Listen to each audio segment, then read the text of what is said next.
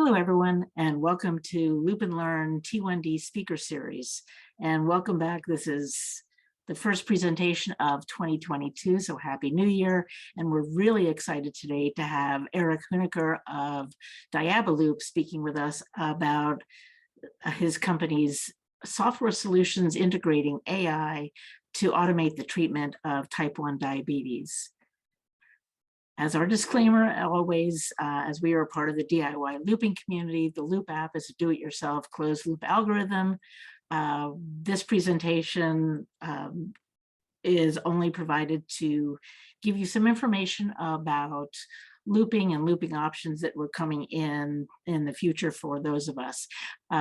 If you are looping, you take full responsibility for building and running your own system, and you do so at your own risk.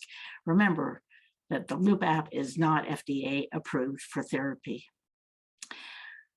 Also want to remind you that loopandlearn.org is an amazing website and has tremendous resources for anyone who is doing any DIY looping or understanding how to set things up. So please bookmark this page, www.loopandlearn.org. It helps you on starting looping and understanding current versions and updates and scripts to build, announcements about looping issues, and any hot tips and topics. Also, please, while you're there, sign up for the newsletter, which goes out about once a week. Unless there's an urgent topic, we reach you by telling you things through the newsletter if there's something critical for you to know, and it's important as you're running your own system to stay informed. Special shout out and thank you to Mark Oldham, one of our admins, who has been handling and fending off the onslaught of cyber attacks and keeping the Loop and Learn org website up and running. It has been an interesting challenge, and he has done an amazing job for us. So thank you, Mark. We have some good presentations coming up that you should mark your calendars. Dr. Laura Nally is coming back to join us. She is a pediatric endocrinologist, T1D and looper at Yale University School of Medicine, and she'll be talking about T1D, looping, and exercise. Following that, we have Chris Wilson. You do not want to miss this one. Chris is a T1D and a leading researcher. His hashtag is glucose genius, and he actually is, and he'll be talking about the correlation between ISF and current blood glucose. Again, you do not want to miss this one. And then down into the future in March, Eric Verhoff of Seagrove Partners. They are a consulting firm, and they'll be talking about all the current state of technology for CGMs and pumps and what's coming down in the pipeline, particularly some CGMs that are non-invasive. It'll be an interesting conversation. So let's talk about Diabeloop today.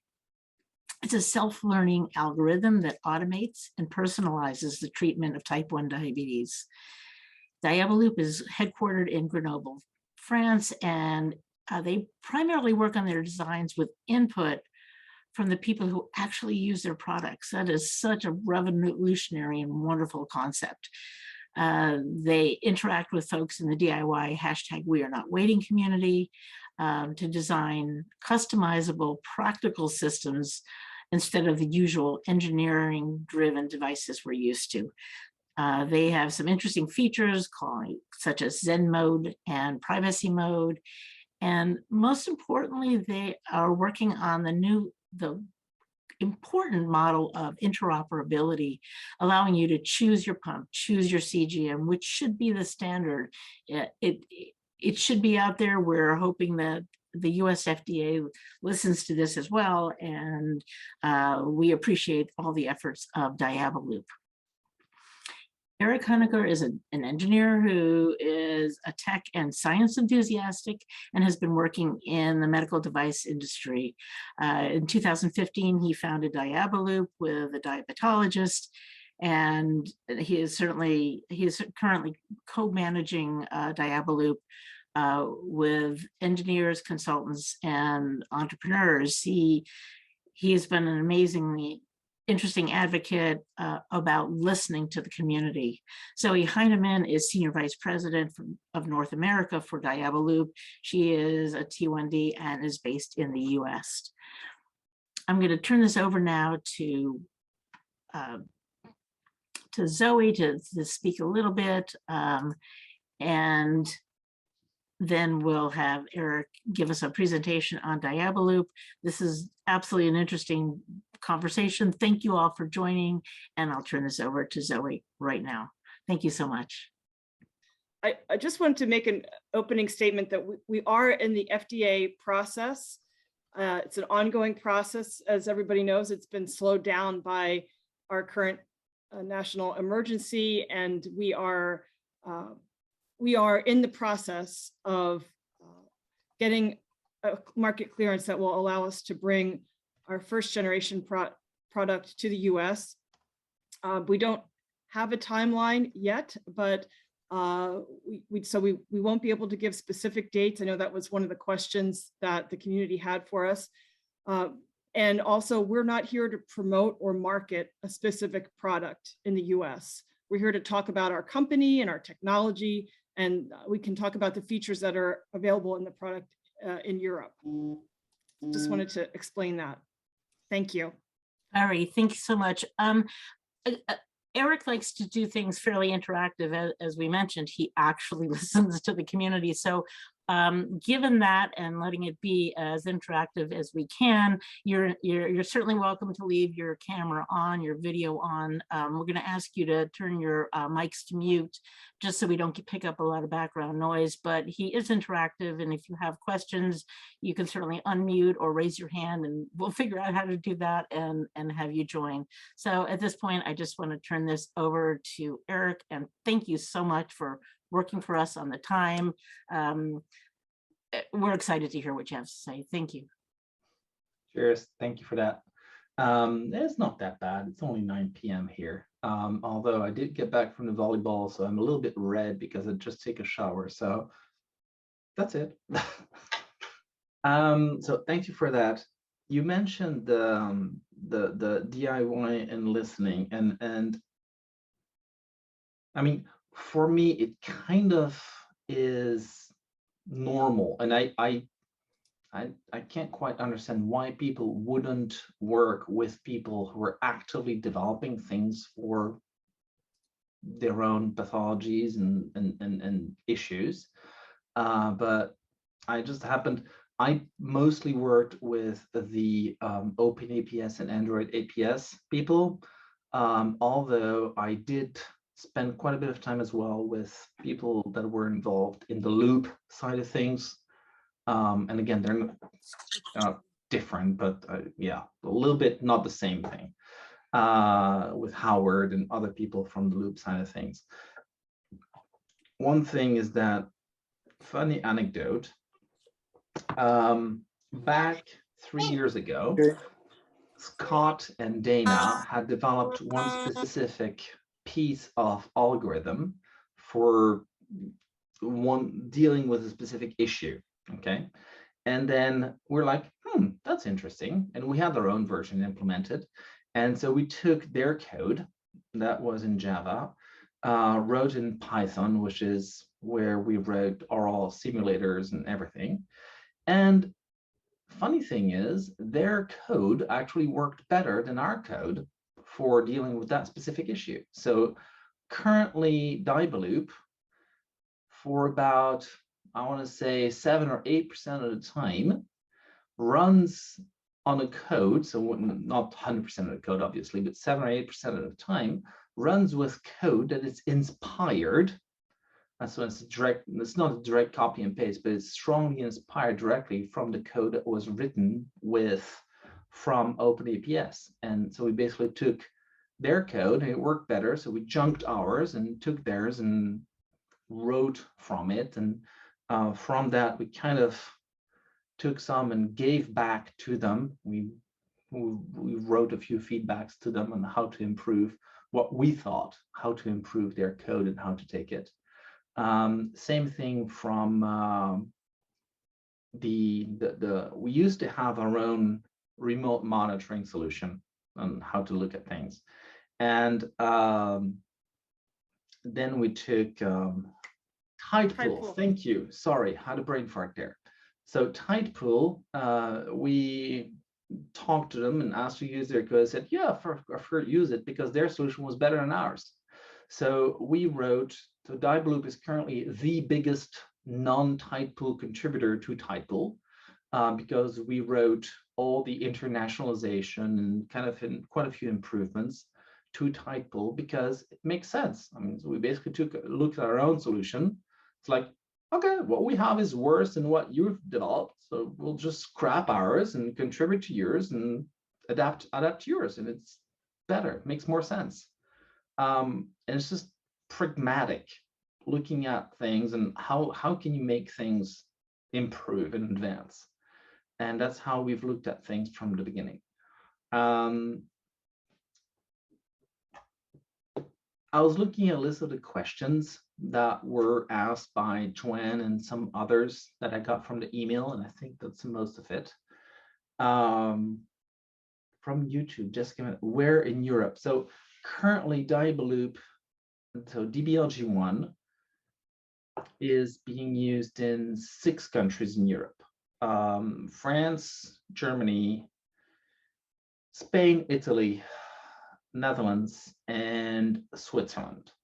There's a couple of other countries that are coming. So we're currently working with, actively approved with 2 pumps. So the Vicentra pump and the Roche Insight pump.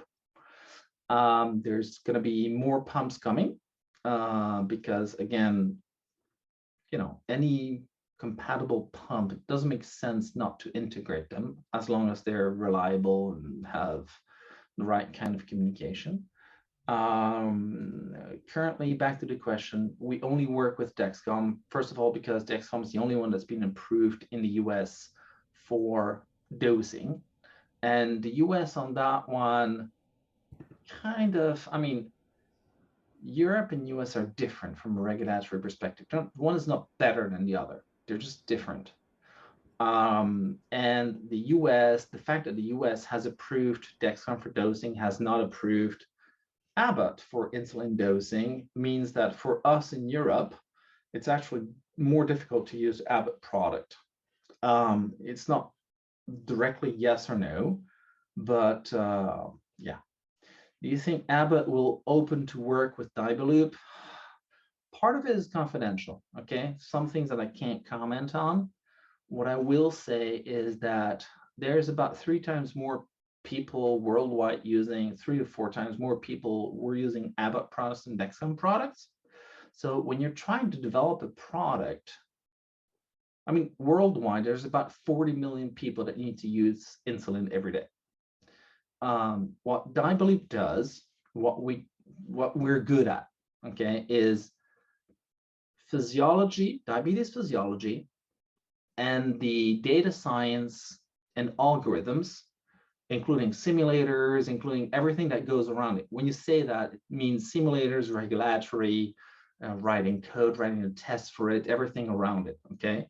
So what we're good at, our job, is physiology and data science / algorithms for insulin dosing. That's what we do, what we're good at. Making cannulas or making CGMs, nope, not our job. And so what we want to do, what we're considering is that there's 40 million people worldwide that need to dose their insulin. That's who we're talking to. Those are our users. It's not the 300,000 users in Europe of specific insulin pumps of XYZ. It's the 40 million people worldwide. Of those 40 million people, there's about roughly, I want to say 5 to 6 million that use CGMs currently. Of those 5 to 6 million, 3/4 use Abbott, 1/4 use Dexcom. That will rise a lot, okay? When you see Dexcom launching Dexcom 1 in Bulgaria and Turkey, etc. When you see Abbott sending it, I mean, it will become, CGM will become the de facto way of measuring blood glucose for most of those 40 million, 3 to 4 to 5 years from now. And so once you've got that, CGM being the biggest factor. And then you've got pumps, of course, but pumps isn't the only way to dose insulin. You've got pens, and with pens and with connected pens, there's things you can do with algorithm as well. So that's what we're talking to. Have you incorporated accessibility features in your app? We'd love to. We've talked to the association of, I'm sorry, I can't remember the proper name, visually impaired people in France. It's something that we want to do, and probably something that we'll try to launch that by the second half of 2022. We wanted to first kind of have enough people working on the system before working on that.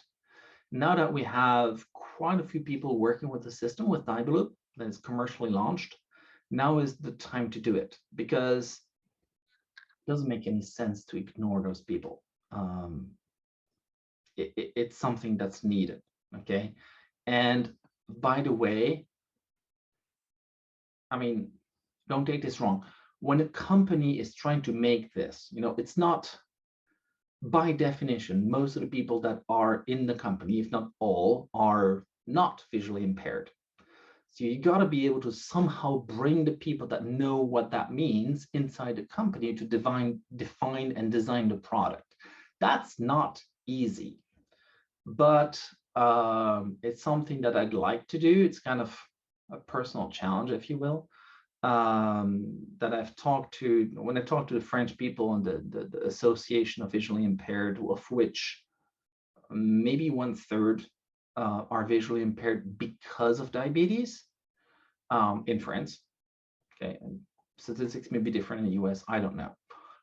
In France, that's about what they're saying. It's kind of the thing where it said, okay, right now, they contacted us maybe 2 years ago, and it's like, okay, today, not the right time. First, let us get enough people on the market.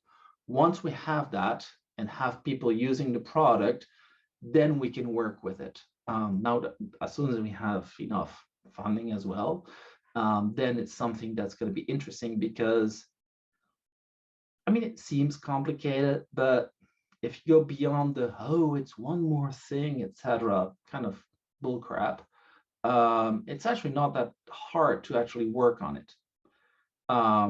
As long as you, and I mean me, I'm not visually impaired. I just need to remove my blinds and say, okay, let these people design it what it should be. I mean, I talked with a few people that were on it, and it's like a foreign language to me. I mean, when you look at people interacting with smartphones that are visually impaired, it doesn't make sense for you as someone who doesn't have vision problems. I mean, sure, I've got contact lenses, big deal. That's not the issue. It's odd. And you need to remove your blinds and let those people work with it. And you also need to hire the right people internally that can themselves remove their blinds and work with it. But beyond that, it shouldn't be that hard. No reason to. Bernadette, I may take you up on that one. I don't know who you are, but yeah, it's something that is kind of something that I want to work on. What's your training? Priscilla Fogel is one of our admins, could be useful, and we have one or two other that we're aware of on Loop, because when we were doing the website, we had to make sure it was easier for people with visual issues. So we've got some people we can direct you to as well. Sure. And again, I am not, we need help on that, because again, it is not easy to design things for people that you don't get to see the world as they do, literally in this case.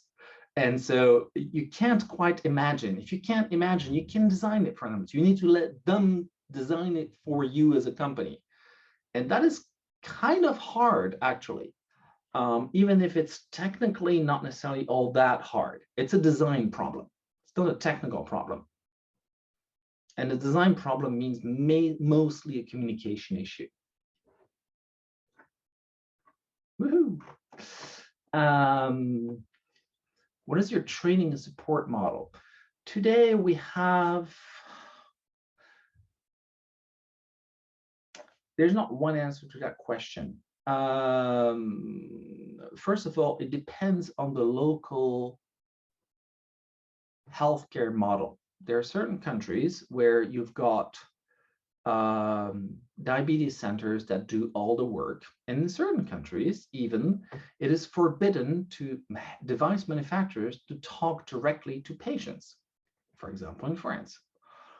So there's not one model. So you've got to think about designing the right tools to be able to train the users. First of all, you got to be able to think about how you design your product, okay? You want, what we've looked at is how to design a product that doesn't require the expert diabetologist that's been working for 20 years on closed loops. You want something that is simple enough for a general practitioner with a little bit of training to use. That's kind of how we designed it. I'm not saying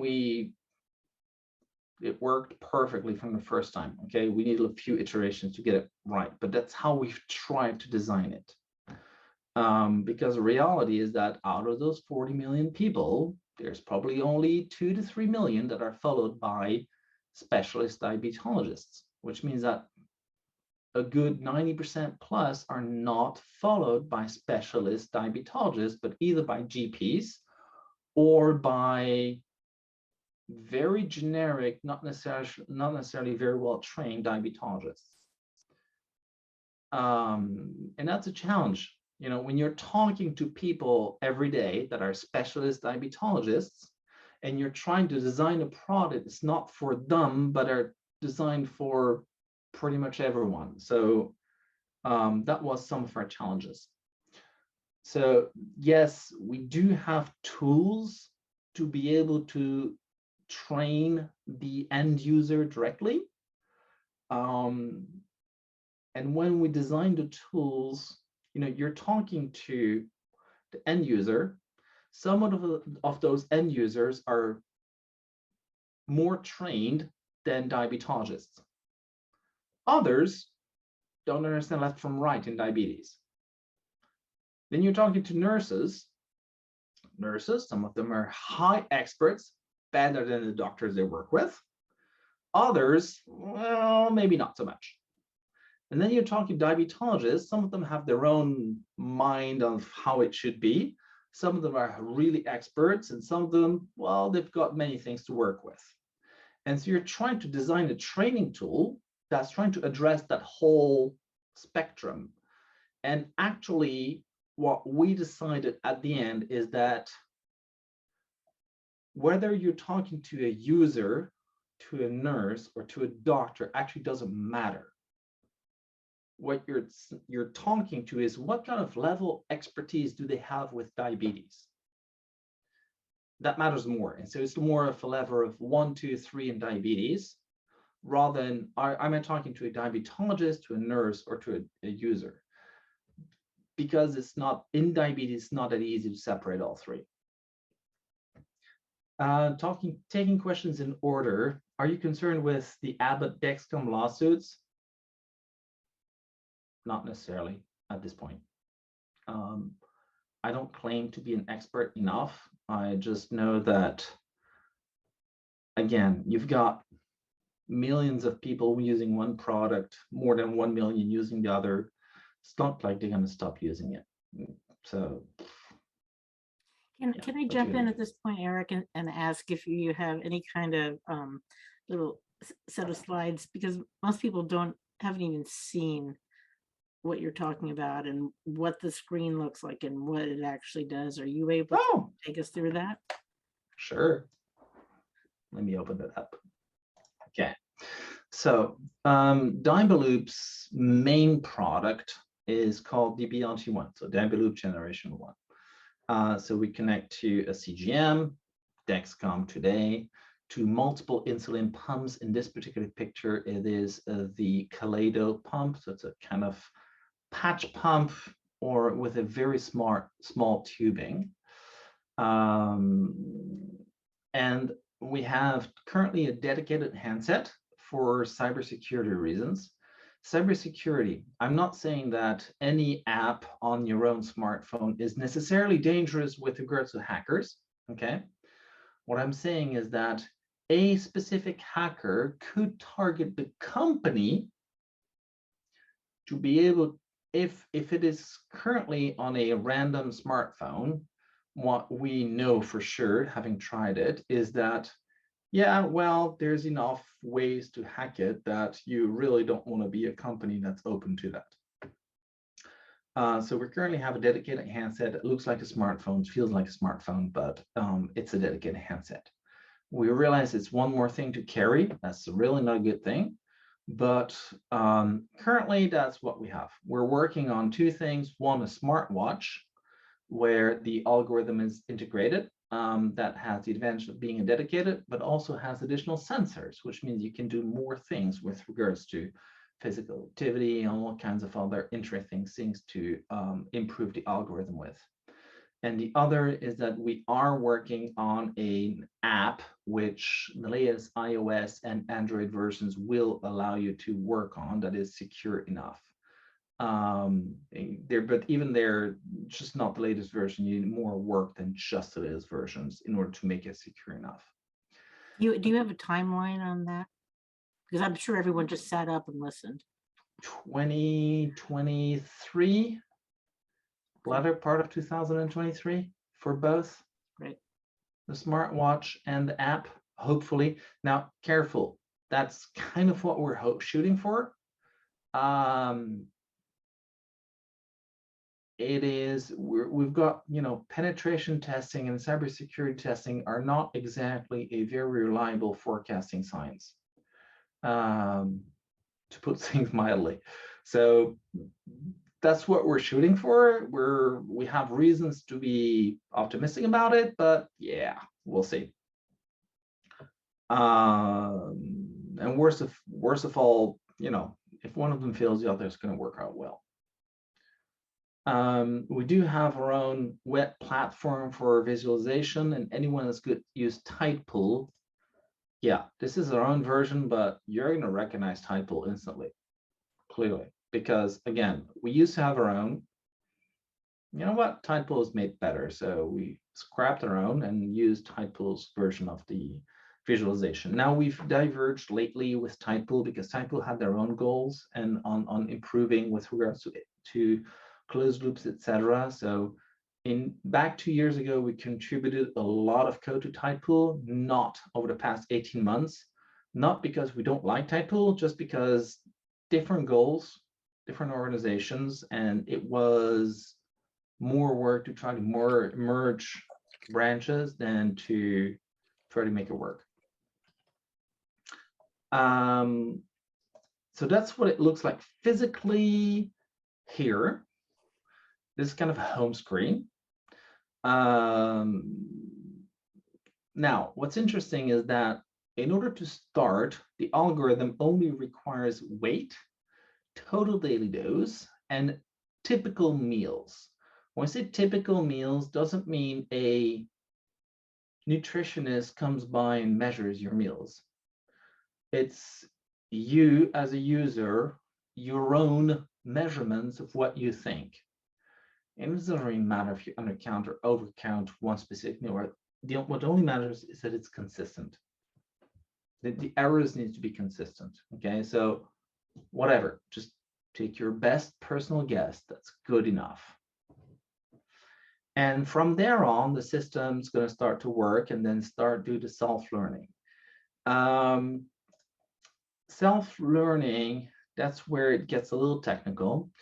The heart of the algorithm, you do have a safety layer that's going to looking at risk of hypo situations. That's going to run first. So that runs every 5 minutes, kind of in sync with the CGM.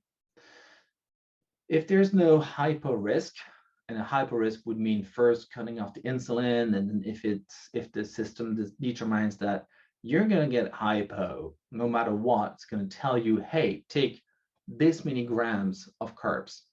That's a feature that many people like because they don't have to think about, should I take 10 grams, 20 grams, 40 grams, whatever. The system tells them how much.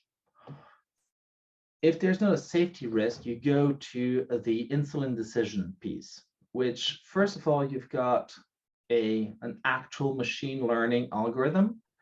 That machine learning algorithm runs on a physiological framework, but it's actually a heavy duty machine learning. It's the millions of differential equations per patient per day. So kind of first self-learning that's going to be looking at your past 24 hours and try to look at how your physiology has evolved over the past 24 hours. Machine learning is awesome, but you know what? It doesn't work perfectly all the time. And anyone that's used image detection systems or whatever knows that. And in our case, it's actually the case too. So we do have a technology, which is a patented technology, that says, when is the machine learning working or not? And sometimes it's not. It doesn't understand the situation. And that's called a supervisor. And that supervisor sometimes cuts off the machine learning and hands it over to expert system. Expert system is really a glorified decision tree that takes what would a diabetologist or an expert patient do in a given situation, given information. How much insulin you have on board, what's your glucose trend and level looking like. From those information, okay, what should you do? So it's kind of a decision tree. It's robust, doesn't make big mistakes. It's not as good on average, but it handles odd situations well. On top of that, you've got the long-term self-learning. Long-term self-learning is all about patterns. Patterns about day versus night, about breakfast versus dinner, about weekend versus week, about menstrual cycles for women. Basically patterns. And those patterns, going to try to look at those patterns and re-inject them into the blue piece that works every 5 minutes. The self-learning pattern recognition doesn't work every 5 minutes. That runs more like 3 times per day on average. Now, our system, every person is different, okay, which has 2 consequences. First of all, you need to be able to do self-learning in order to adapt to each person, because each person's physiology and lifestyle is different. Physiology, lifestyle, and personal preferences. And again, when I say personal preferences, it's quite a wide thing. You know, every person that's living with type 1 has different relationship to hypos, to a fear of hypers, sustained or not, physical reactions to hypers or to hypos. There's such a wide variety, so you can't design a system that's perfect for everyone. You've got different cars for different people. You've got different settings for different people with type 1. And so you need to be able to do the self-learning, but the self-learning is not enough. We tried. We really tried. It is not enough to do just self-learning and let the self-learning work. You also need to be able to give the people control over what they need. And sometimes the control is going to be in the hands of the user. Sometimes it's going to be the doctor. And again, it depends. Sometimes it's the user, sometimes it's the doctor. So it means you can set the target, you can set the hypo limit, because again, some people are very comfortable running at 65 milligrams per deciliter. Others are absolutely deathly afraid as soon as they hit 80. Different people, different attitudes. Our job is to design a system that works for everyone, not to judge, not to whatever. And so you've got your target, you've got your hypo limit. and you've got your aggressiveness. Aggressiveness means, do you want the algorithm to take you back to the target quickly, with the risk of sometimes overshooting and requiring rescue carbs? Or do you want the system to take you back to the target quietly in a gentle slope, which means your average glucose level isn't going to be quite as good, but on average, the number of interruptions caused by rescue carbs or hypos is going to be much lower? And again, that's a very personal decision. It's not up to us to decide that. You need to be able to leave that up to the user. So that's kind of the heart of how our system works. Did that answer your question, Joanne? Is there any questions around that? No, that's great. I think we have a better sense of it.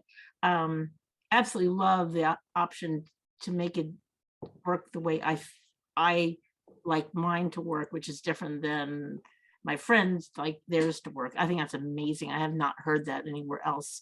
I would love to know a little bit more about your next product that has to do with digestive issues or hypersensitive people. So this is, I don't necessarily have slides on this one, but I'll just talk about it. Back 3 years ago, so we'd done our first clinical trials, and then one of our diabetologists that we work with said, yeah, I've got a few patients that really have, I mean, there's no such thing as a stable diabetes, okay? We get it. But there's people whose diabetes are really horrendously unstable for multiple reasons. Doesn't matter.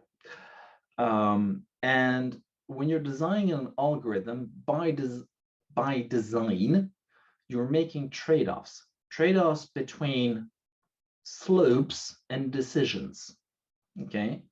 And Lane's going to be comfortable and know what I'm talking about, but it's those trade-offs mean that you're designing a product for most people.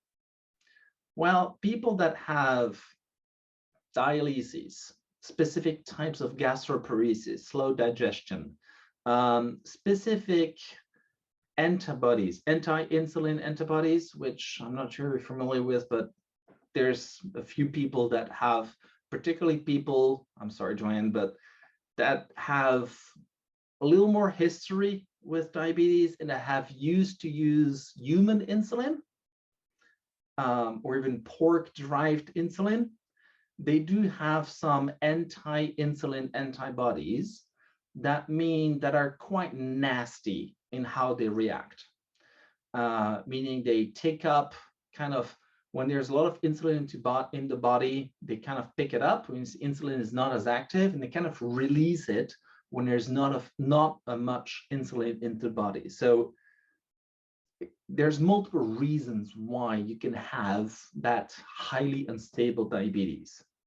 But what we decided is that, what the heck, we'll try to design and switch some of the core pieces of the algorithm to try to match that and open up some parameters. You've got to think that Diabeloop, underneath the hood, what you're seeing here is like 5 parameters that you can tune: target, hyperlimit, etc.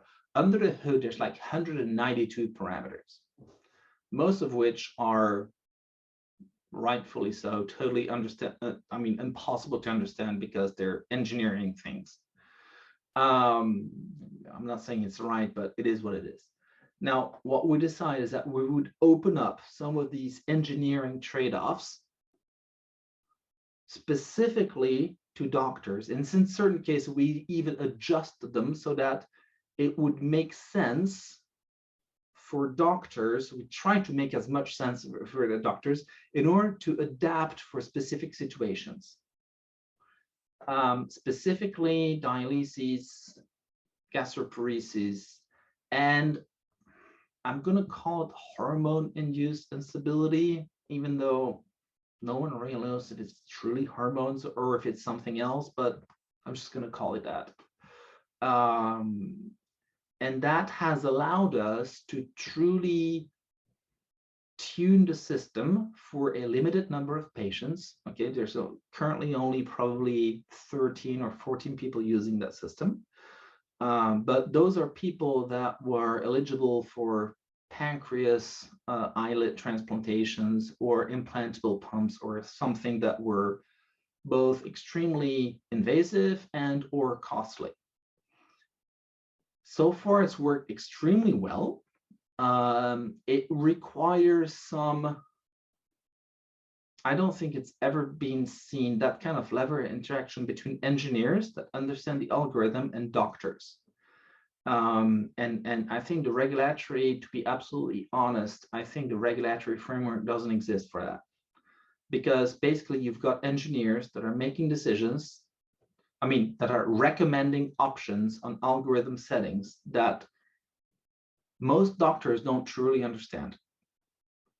And it's true. You can't expect a doctor to understand that level of algorithm intricacies. But you know what? It's necessary. Do you think there's going to be a new a medical professional who is not a medical doctor, who is not a PA or a nurse practitioner, but who has a serious background in machine learning and algorithms and AI, who can actually consult within a group practice? I've talked about this with a couple of people who are officially trainers in specific endoscopy surgery tools. And I just happen to have a neighbor that works on training for those kind of very high-tech endoscopy surgery tools. So there are surgery tools that very modern type of surgery tools. And he kind of says the same thing that I do, meaning that when you're high-tech enough, and not for the pleasure of being high-tech, just because you have the requirement to have a high-tech to get the solution there, oftentimes doctors, they know the physiology, they're not equipped to handle that kind of tech. So we're not unique. There's other professions currently where you have officially trainers, okay? The reality that they're in the surgery room and they give recommendation to the doctors, and doctors officially take the decision. Reality, the doctor always says yes because they don't understand what's happening. So it needs to happen, because currently Europe, US, same thing. We're kind of blindsiding. They're just trainers, the doctor deciding. Well, bullcrap. The reality is that there needs to be this kind of new profession of complicated medical devices where you need to have both a medical training and a technical training in order to be able to understand and make decisions on that. And again, what Diabeloop is doing is not unique. You have other types of medical devices that already exist that have the same kind of problematic. Yeah, I think that's absolutely true. And certainly type 1 diabetes could be the poster child for needing that new paraprofessional. I don't even know if it's para, it is a professional that maybe comes out of medical school, but does the additional engineering portion of it. That would be fabulous, because the doctors do not understand. Diabetes educators do not understand. Again, engineers shouldn't pretend to understand everything from a patient physiology side either. It's difficult. I'm not saying I have the solution. I'm just saying is that currently we kind of have the solution for this specific issue here. In a generic systemic way. I do not pretend that our solution is easy to generalize.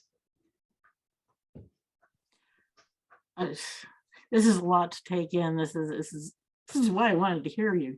I want to open this up. We don't normally do this, but I want to open this up for if anyone has a burning question that just wants to speak and wants to ask a question, please feel free to do that. I do have a question about what we can do in the US.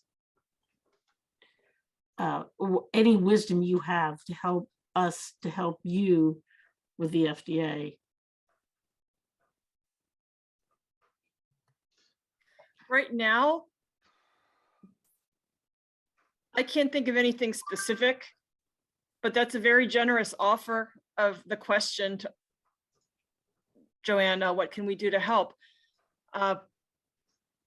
As we move forward and get into more advanced stages with the FDA, it could be helpful to have maybe a letter from the community stating why it's so important to the community to have some of these features, some of these options, some of these solutions available to relieve the burden that currently patients are carrying alone. So I don't know, Eric, do you have any suggestions about what they could do to help us? I mean, to be absolutely bluntly honest, on both sides of the Atlantic, I'm kind of frustrated because be it in Europe with MDR, where, I mean, it's like the definition of shooting yourself in the foot. And in the US, where, I mean, I used to talk with Cornelius and some of the people at the FDA, I mean, director in diabetes, and they were great people. They knew what they were talking about. I mean, literally, and they were listening. And I'm not saying the current people are not great.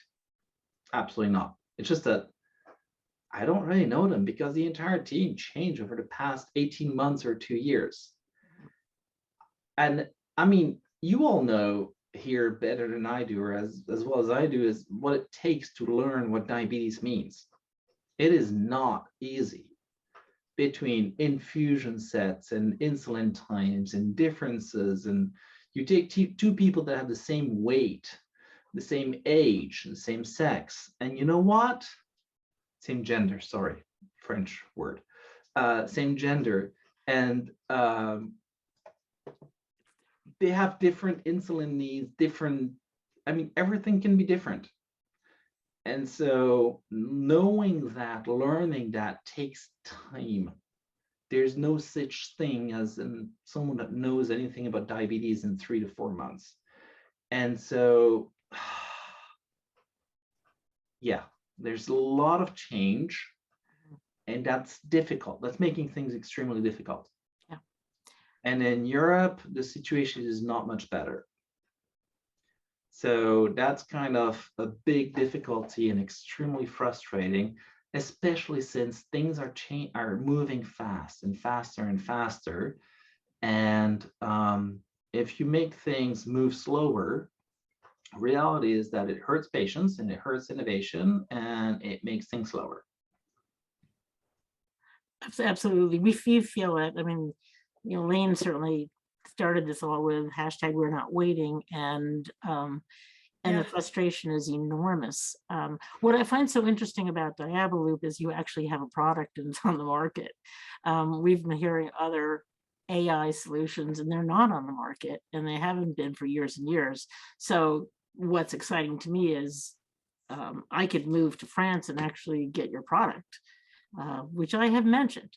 My husband said, let's go to France. It's a product that's there and it's being used, and it's very exciting to hear about. Yeah, thanks.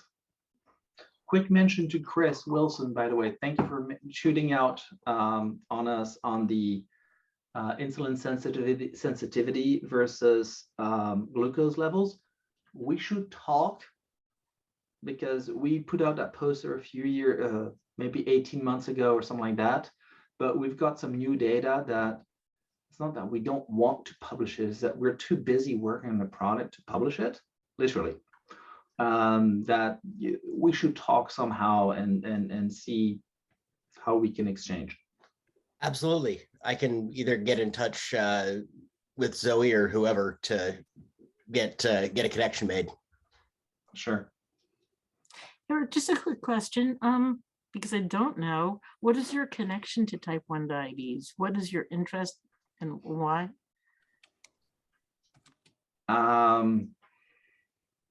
I don't have any personal connection with type 1 diabetes. Okay. To be brutally honest, I was at a point of my life where I was intellectually bored with many things and looking with something intelligent to do with my work and brain. I happened to run across Guillaume Charpentier, who was a diabetologist that I ran across because of a friend of mine that was working on a project, whatever. And I basically jumped into it. My only quality in this, I think, is being able to listen fairly well and try to put myself into some other people's shoes. I will never pretend that I know what it is like to be living with type 1, okay? But I've talked to enough people, and I do pretend that I've listened to enough people to try to imagine different types of scenarios and what it means to be living with, enough that I can design products for it. And I've kind of jumped into it and spent way more hours than reasonable reading and listening and thinking and designing and everything.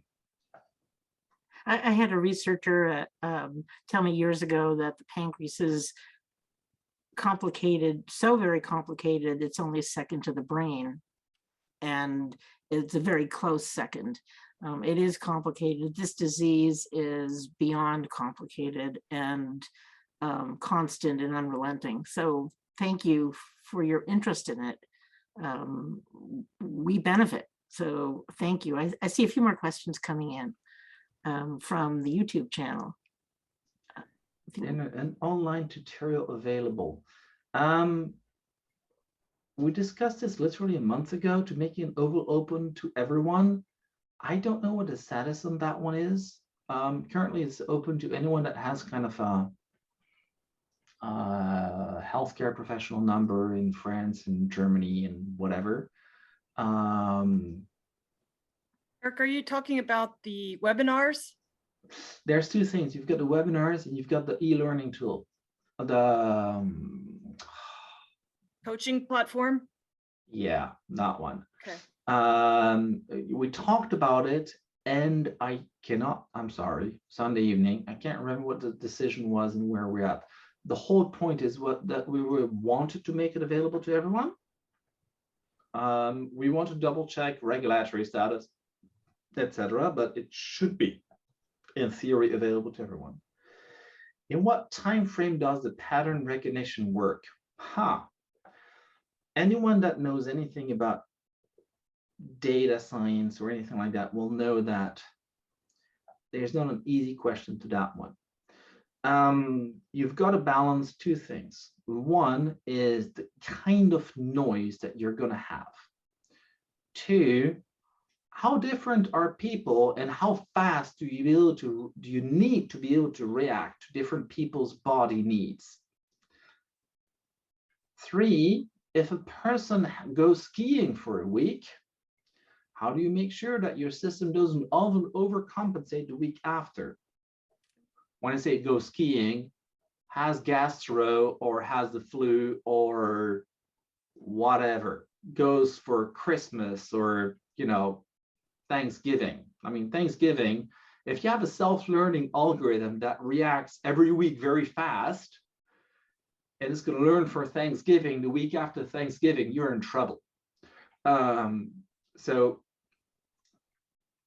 the answer to that is that fairly pragmatic. You got to know the difference between people and the bodies. Okay, so basically, the first few weeks, when you put the system on people, you want to be able to learn fast and react fast to big differences to the average.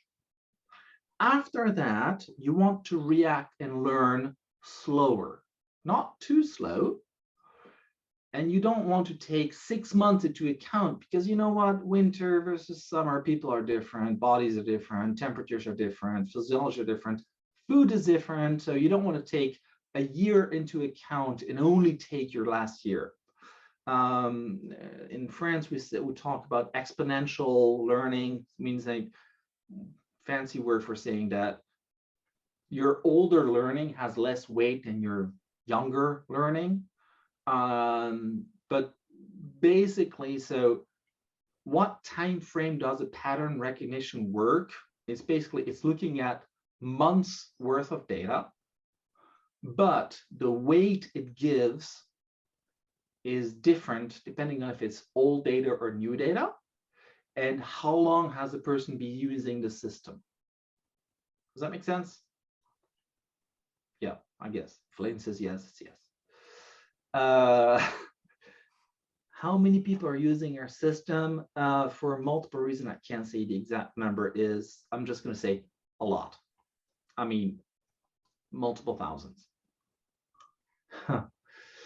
Reimbursement. Reimbursement is a funny world.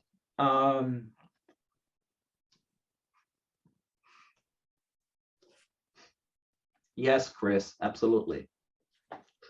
Day versus night, for example, is actually a much more systemic and long-term pattern than, for example, meal sensitivities.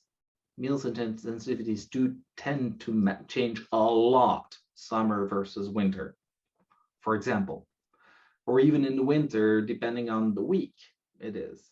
And again, I'm talking about skiing or Thanksgiving or Christmas or just winter flus or winter gastros.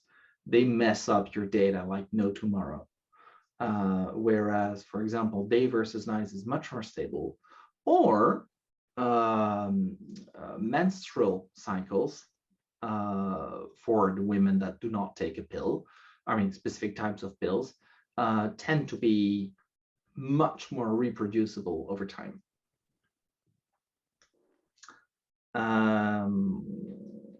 No, did I miss any questions? I think you got it. And one more chance if anyone wants to jump up and ask a question. Otherwise, we'll go ahead. Oh, Marian Barker said that the people on YouTube can't see the chat. So is there any way that the people on YouTube could ask a question? Yeah, we have a chat running in there, and Marian's been bringing them over. So. Oh, okay, perfect. I think Lane had a question. Thanks, Marian. If I were a genie and I could give you 3 wishes, Eric, what would they be? Faster insulin. I want to say faster. It's faster in and faster out. Amen. I mean, when you're trying to design a system, which is a closed loop, where your main feedback is variable 1, 2, 3 between people, 1, 2, 3 for a given person, and oh, by the way, it's totally messed up. It's kind of hard. That would be my number 1 wish. My number 2 wish would be clearly easier, I mean, not easier, better regulatory oversight. Not easier, better. I want tough regulatory oversight. I do not want a random person using your Python science library, taking glucose data and saying, well, that's easy, I'll just run it and get it over with. That seems like a very bad idea. So I'm not saying easier, I just want better. I want the people that audit us currently in Europe and the people that talk to us in the FDA asking the right questions in the right timing. That would be my second wish. My third wish, well, you know, someone find a goddamn cure for this thing. But I don't think that's going to happen anytime soon. Okay, well, I'm just answering a few more questions here, but I so very much appreciate all your interaction with us. I think this is fascinating. I will have this recording up on YouTube, hopefully by tonight, and I will send you the link as well as the questions in chat. We are here to give you whatever feedback or help you need. Loop and Learn is a very proactive community, as are all the DIY loopers. And thank you for your passion with this. I've been Thank you watching you for- for a while, thank you but for you're the still questions. doing it. So thank you. And I hope you have a good evening. Stay healthy, please. And we'll be Will do. talking real soon. Thank you. Thank you. Thank you, Joanne, and everyone here tonight or this morning. Thank you very much. Thank you, Zoe. We'll keep in touch. Cheers. Thanks, All right. Zoe. Thank you. Thanks, Bye-bye. Joanne. Bye-bye.